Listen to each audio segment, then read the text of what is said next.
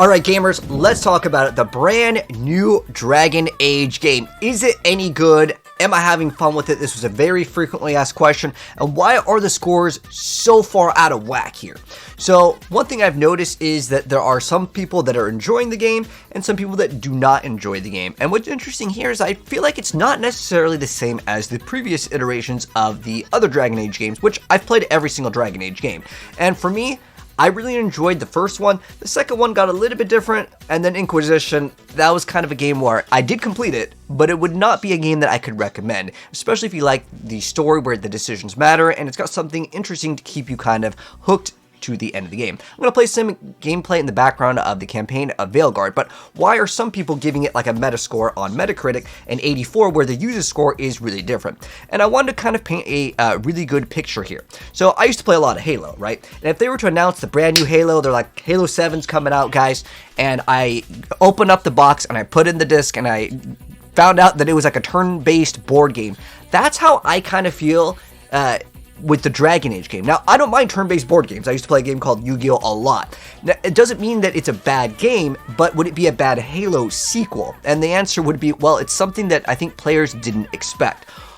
The thing that I think holds this game up is if you've ever played Devil May Cry, that's how I'm kind of treating this game, with like a dating sim mixed in. And I know it sounds crazy, but that's how I'm approaching this game, and I think if you have that mindset, you may enjoy the game a little bit more.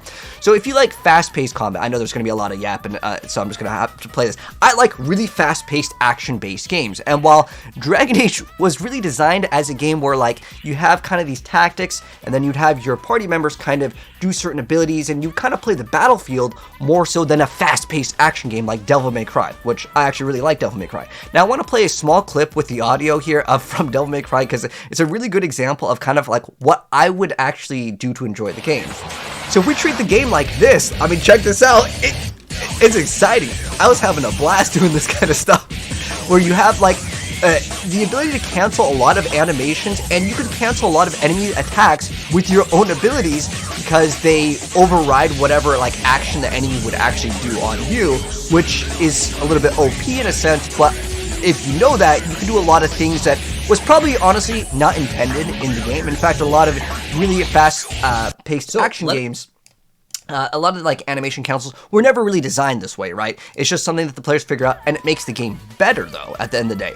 So with that in mind, I want to go over some of the other things in the game that I want to criticize and go over, like, you know, do I like it, do I not like it?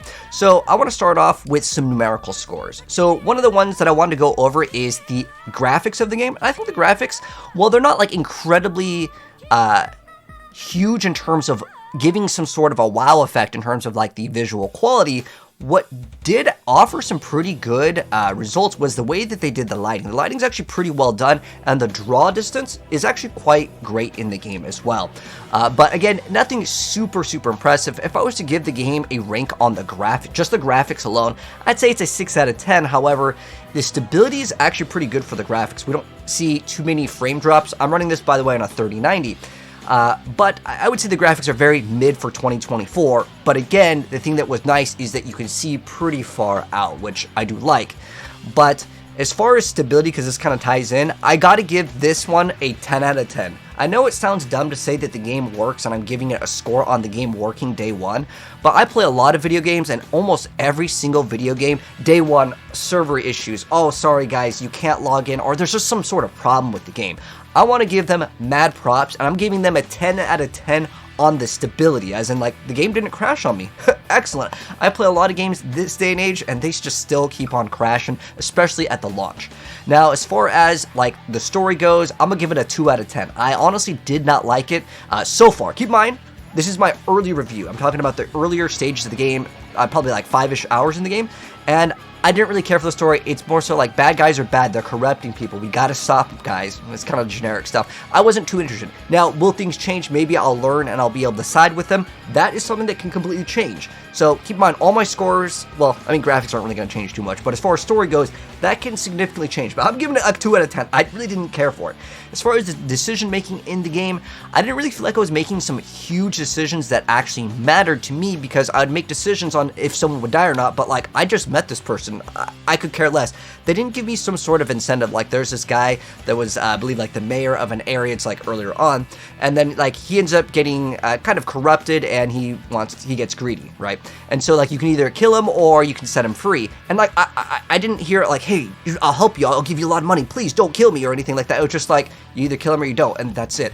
I think that the writing could have incorporated a little bit more decision making that isn't so like white and black, but like there is incentives to do things that you wouldn't normally do. So I think that that is something where I'm going to give it a 3 out of 10 in the very earlier stages. This could again change, but that is a huge part of Dragon Age, and that's why people like the game. Having some of the options kind of lead to the same results was kind of awkward, and I hate when games give you all these choices and they pretty much lead to the same result. So that's something that I would say is kind of in the lower end. The major part of criticism for me in the game, though, is the yapping. Like, there's just too much talking about certain things that kind of get repeated. If you ever played Kingdom Hearts, I believe it was Kingdom Hearts 3, where they kind of just have this like really slow dialogue that is like childish, because it's like, wow guys, we are over here and we gotta find the dagger. Well, let's go, and like it's just a bunch of fluff. I hated that. I'm gonna give it a 1 out of 10 in terms of like how much talking that is unnecessary. I hated that so much. As far as music go, honestly, I actually really like the Devil May Cry soundtrack. You throw the DMC2 soundtrack in here, I actually would have enjoyed it. It's like a 5 out of 10 for music, though. Like, it's nothing like bad, but it's nothing like, oh my gosh, Metal Gear Rising Revengeance, and I know it's a different genre of a game, but at the end of the day, I feel like what makes this game actually good is the combat, which can be highlighted and even made better by simply the soundtrack in the game. As far as puzzles in the game, since we're kind of doing a puzzle, I got a little bit lost over here. This is actually not too bad of a puzzle. Some of the puzzles are actually pretty good, but the rewards that you get for doing some of like the side areas where you'd have to basically, you grab a crystal, you throw it over here, or you have to like move a laser and you shine it on the little beacon and then it opens up the door. Some of them are a little bit interesting, but the rewards are pretty bad, at least earlier on, because like the upgrades, like the first upgrade that I was getting was like 1,500 gold or something like that. And then like I was getting like 20 and 30 gold for doing some of these like secret areas, which should reward you with like a giant armor or a new like weapon that's like, you know, powerful. Again, I'm earlier on, so I'm a little bit lenient on like, you know, how good the rewards are at the very beginning of a game, but they should be like, you know, worth it, right? Another thing I wanted to go ahead and give it a score on is the character creation. I used to do a lot of stuff in the Black Desert community for like creating characters, and I'll show you guys. I thought this face wasn't bad. Like, this face is pretty decent, right? But I just like the body styles that you can go for just weren't really up to par. I kind of need to give it a score, because I honestly really like making characters in video games, and I want to give it like a 5 out of 10. There is tons and tons of options. You could do like so much with the character, but at the end of the day, can you make a hot character? And the answer is like, you could make a pretty good face. The body is just like so hard. Now, I want to give him some leniency here, because it could be perhaps they don't want the chest size to be too big, because what happens when you create armor that is for like a different, like if you're going like male or female armor, sometimes there is clipping that goes through, so I kind of understand that, but I still would like to make a larger chest size for the fan service. That's the kind of stuff that like you can fix with mods. I used to make, again, this is going back to like why I liked Black Desert a lot, is I would actually stream this game, and look at how many views this has. This has 250,000 views of just me making the characters. I used to just make hot girls in that game. That's a fun thing to do, because you have so many options in it. At the end of the day, you can make a cool character, and then you can copy the file. Hopefully you could do that with this game. I'm sure there's going to be some sort of like file editor with it, but I want to make hot characters in a game where, you know, that's kind of something that some people like to do. And I know for some people that don't care about this, I want to make characters that look extra hot. Now, what we could do is we could maybe use mods. Like, I'm looking at this game from a standpoint of like, I like the Eastern aesthetic a lot more in video games versus more of like the Western style, if you guys get what I'm saying. However, as long as they do support mods, I'm not going to really dock them too many points, because you could just go to like Nexus Mods, download some mods. I used to do this all the time for Mass Effect, Dragon Age, so I'm not really too worried about that, but I think they could have made the characters a lot better looking. That's just my personal take on it. Maybe they wanted the look to fit like the game, but the more options that we have, I think, are just better at the end of the day. In fact, the character customization is pretty cool. You get to actually have this like faction as well, which is something that I actually do like. You can see that you get like these bonuses. It's not just like, oh, you're in this faction, what do you get? So there is, in the character creation, it would have been cool to be able to import our saves from the previous Dragon Age game as well. But as far as character creator, like I said, there's a ton of options, but then if I can't make my character the way I want them to look, then I gotta dock some points. So I'll give it a 5 out of 10, but with mods, I mean, as long as they allow mods, it's like 11 out of 10. People always make some cool mods. So as long as they allow that, I'm totally okay with it. Another thing that kind of ties into like the look and kind of character creator, because it's also looked at the companions, because like the point of these sort of games like Mass Effect and stuff is I like to be able to romance the characters that I like. Hopefully we can romance multiple in the game, and some of the characters look pretty good. Like I believe her name is Hardy. This girl actually looks way better in this Dragon Age, and I wanted to kind of compare them. And you guys might not even believe it's the same character. Look at that. I mean, the forehead is massive in that one. I mean, that's a Mass Effect right there. But straight up, the characters, some of them do look way better. Specifically Morgan, I was kind of disappointed by that one, but some of the characters really don't look bad. I'm going to try to romance both of these, and Morgan, obviously. We have to romance Morgan if possible. But in Veilguard, Morgan definitely objectively looks worse, but, you know, she has technically aged. It's through time, but I still think that she should still be kind of like the character that you should strive to go for in terms of like, I don't know, like the main love interest, I would say, that most people had, because Goth Girl is definitely the best. This is like the only character that, so far, like I said, I'm like 5 hours in, that I'm like, okay, I'll just skip out on her. Like, I'm romancing all of them, man. Definitely the dwarf, though. She's probably one of the best in the game. But there's no, again, like, you know, Adriana Lima-looking character, at least so far. Hopefully, you know, later as we progress, that will change. But this character's not bad at all. Next thing that I want to talk about is, over here, is the skill tree, okay? On to things that actually matter for gameplay, right? So as far as the skill tree goes, I gave the skill tree a, okay, this kind of ties into combat too, but the skill tree in the game is actually fantastic. If you mouse over, there's so many things. I believe the hexagons on the skill tree are going to give you extra skills that or buttons that you have to push, or combos that you can actually interact with. The skill tree is awesome. I got to give the skill tree a 9 out of 10. There are certain things that I don't know necessarily if they exist in the game.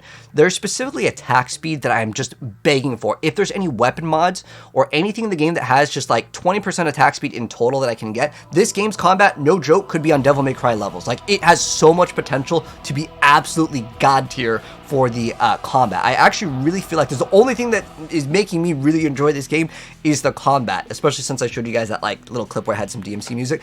You can do a lot of really cool stuff in the game, especially since I'm only earlier on and I don't have a lot of upgrades, and that will definitely change as we progress, because again, this is like low level gameplay, and everyone was like, dude, what do you think of the game? Is it good? Are you having fun? The answer is yes, I'm having fun, but not necessarily from a Dragon Age standpoint, and I'll get into that in a second. But the combat's pretty solid overall. I give the combat an 8 out of 10 with the potential to be 10 out of 10. If we can add, again, a lot more, you know, animation canceling, oh, this game could be actually pretty dang good. But as far as itemization goes, most of the items, they had like plus damage on some condition, but this is earlier on. I don't expect like an affix to drop with a bunch of like legendaries and things to completely change the game at like, you know, level like 5 or something like that. We're earlier on, so it's hard to give me a score for itemization. I'd feel like bad giving it a score because it's so earlier on, but in the earlier stages, I mean, there's affixes that exist, but you have to like upgrade to unlock them. But yeah, I don't want to get into itemization too much. I would like there to be more parts. Like I want like, you know, multiple rings, shoulders, boots. Like there's not that much to actually add, but we're earlier on, so I don't really have all the little trinkets and stuff. And as far as it goes, combat, I give it 8 out of 10, but again, it could be a 10 out of 10. And then, as far as like the secrets that exist in the game, there's a lot of secrets that exist, and I think the position of them are actually pretty good. There's certain walls that you can open up. I'll give it an 8 out of 10 for like the secrets, because I like playing games like Duke Nukem, like back in the day where you had to find key cards. There's like a bunch of secrets that you would find as you do exploration, and I think that that is key in an RPG game to make the player feel like they are rewarded. However, even though I'm giving them the secrets in terms of like where these are located, I'm gonna give it like an 8 out of 10, but the rewards in the earlier stage is 1 out of 10. When I have 15 or 1600 gold to get like my first upgrade, and I'm getting 30 and 20 gold, there's a huge disconnect with it actually being worth it. Now, later in the game, maybe that's going to be worth it, but in the earlier stages, yeah, again, it's kind of a skipperino for me. So, if we're looking at like a number score, because I got asked, is what do I give this game out of 5? What do I give the game out of 10? Okay, so if I was to like give this game a review score, and I can't play anymore, again, this is my early review, so far, the lowest that I would give this game in terms of like an overall score is probably a 6. Now, the highest that I could give the game is probably about an 8. Again, keep in mind, I haven't finished the game. There's a lot of stuff that I don't know, and I really want the choices to kind of matter a little bit more. It feels like, again, In the earlier stages, okay, you can see a kind of a glitch here. This is kind of funny. She was just constantly walking, but the glitches aren't really that bad in the game as far as it goes. Like, this was like, I think like the only glitch that I really encountered in the first like earlier stages of me playing. But if you want a game where like the story matters and the story is more interesting, I really could encourage you guys to check out Dragon Age 1. It's actually on sale, a lot of different things. And with mods, you're looking at a pretty solid game. If you haven't played any of the Dragon Age games before, 1 is the one that I could recommend by far the most. But this one, it just drags on the text. Now, true, like you can see it kind of glitching too, but like true, you can skip all the dialogue, but I kind of want to do all of the dialogue, and then I probably will do a second playthrough on a different class, and I'm going to skip out on all the dialogue, because so far, I'm not really engaged and interested in the story. So hopefully that gives you guys an idea on like why I actually am playing this game, and I'm still genuinely enjoying the game, is because the combat is keeping me interested. Also, there's a cool thing called like primers and detonators, which is literally copy and paste it from Mass Effect Andromeda, which is like you have skills that will activate, that will apply some sort of status on the enemy, and then you have a detonator which will then detonate, and then you'll get like a cool combo and you can do things. I think this is really cool. Also, I don't know if this game has multiplayer. We'll check it out, because I know the previous game there's kind of like it's kind of like waves mode. If you've ever played the Mass Effect multiplayer, the previous one was like that. Now, I'm not sure if there's PvP or if there even is multiplayer in the game. I'll check that out, and if there is, we will also check out that part of the game. But I think that this game could be pretty cool if they actually had PvP. I think there is huge potential if you can do 3v3s. By the way, your companions can't die, which is actually kind of a nicer thing, depending on, you know, how you look at it. I always feel like in majority of games, no matter how you make the AI smart, they always find a way to eliminate themselves. So I actually don't mind that the companions cannot be deleted. If you get eliminated, yeah, it's game over. You got to reset. But for the most part, yeah, I'm genuinely enjoying myself, and it's because I enjoy the combat of the game. However, some of the enemies tend to be a little bit too tanky, at least in my personal opinion, but that can be something that could be overcome once your gear is good enough. But again, this is my earlier thoughts and impressions of the game, as a lot of you guys have asked. So, do I recommend the game? Do I think the game is good? For wrong reasons, I like the game. AKA, I like the combat and I like the potential that you have with the game. However, if you like a game based on story and decision making, at least in my first 5 hours, it's not the same as another Dragon Age game. So, that's my thoughts. You guys can let me know yours down below. But that's going to wrap things up. If you guys enjoyed the video, drop a like on it. If you're new here and you want to see some more content, hit subscribe, turn the bell, and you'll definitely see more. And I'll probably update my review as we progress, but this is my early, like, day one-ish review after playing the game. That's my early thoughts on it. Anyways, take care, and I'll catch you guys in the next one. And let me know your thoughts. Peace.